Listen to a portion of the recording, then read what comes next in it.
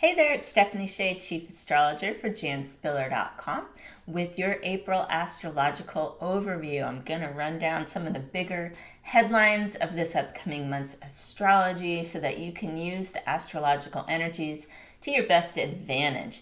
Now, compared to other months in 2020, I'd say April is calmer than most, and there will be the ability to move forward, which is a rarity this year. We're going to experience a lot of interplanet retrogrades. We just got done dealing with a Mercury retrograde back in February and March.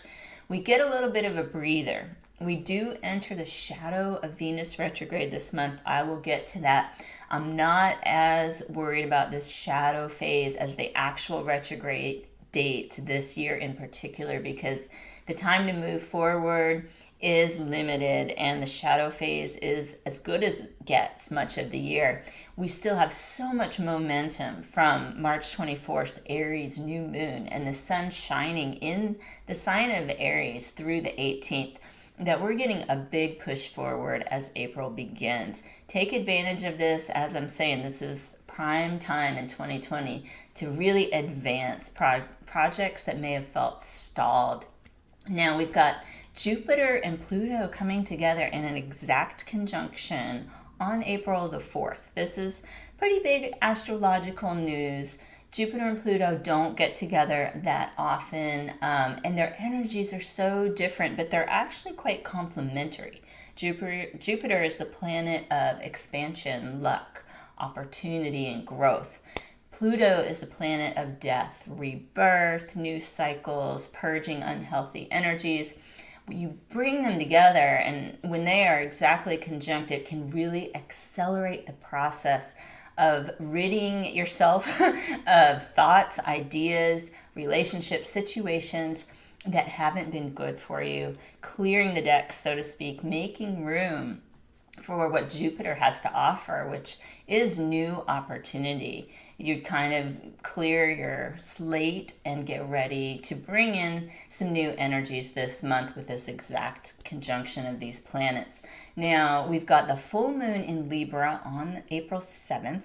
This is going to highlight partnership issues. Libra is a partnership sign, and it's not strictly romantic partnerships. It could be a friend, anyone you collaborate with, a coworker. But the theme here is being in balance. And so issues that can arise could involve fairness, equity. You're going to shine the light on a situation, especially if something hasn't been equal, if one person has been putting in more energy or effort, for example. This Libra full moon is here to remind us that we need to work in a more fair and balanced way with our loved ones or others in our life. Now, let's talk about this shadow of Venus retrograde. The official Venus retrograde dates are May 13th until June 24th. But we enter what's known as the shadow phase on April 10th. From April 10th all the way up until May 13th, we could feel some early effects. Some people are more sensitive than others. For example, if Venus was your ruling planet or Venus is strong in your chart. But regardless, I think it's a time to review relationships and money matters. This is what Venus rules. And you can do some preemptive work during the shadow phase to get ahead of it when Venus actually does go retrograde next month. What I would consider is some temporary solutions. See what questions are being raised in the areas of maybe how you earn, how you're saving money, how you're managing money. Are there things to be resolved in relationship land, relationships past or present? If you can come up with some things to kind of chew on for yourself in the coming months without making new commitments, maybe doing some research, coming up with a temporary plan with a partner, for example, knowing Venus retrograde is coming up.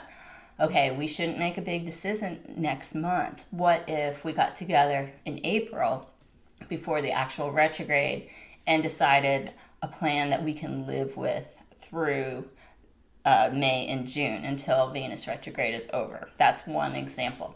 So we've got the Taurus new moon on the 22nd of April. This is a fantastic new moon to set intentions related to money. Everyone's going to be happy about that one. So be sure to set your intentions at this time. Again, there's no inner planet retrogrades that are happening during this new moon. So be sure to set those intentions. On the 25th, we've got the planet Pluto stationing retrograde. This initiates a retrograde cycle for Pluto through October the 4th.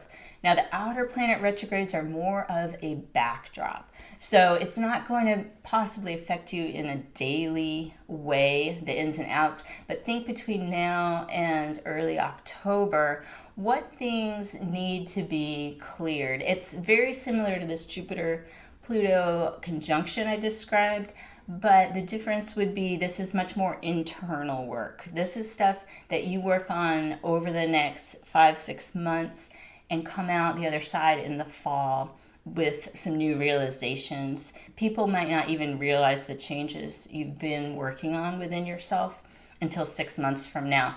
So do some contemplative work around that, this Pluto retrograde. It should take some of the pressure off of us to have to decide something and do something right now, especially on a personal psychological level.